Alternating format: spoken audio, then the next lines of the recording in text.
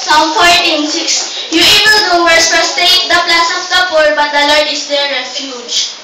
Matthew 22, verse 34 to 40. Hearing that Jesus had silenced the Sadducees, the Pharisees got together. One of them, an expert in the law, tested him with this question, Teacher, which is the great commandment in the law?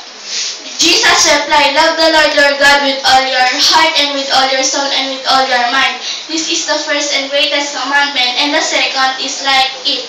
Love your neighbor as yourself. All the law and the prophets hang on these two commandments. Luke 18:27. Jesus replied, What impossible with men is possible with God. Luke 19:10. For the Son of Man came to seek and to save what was lost.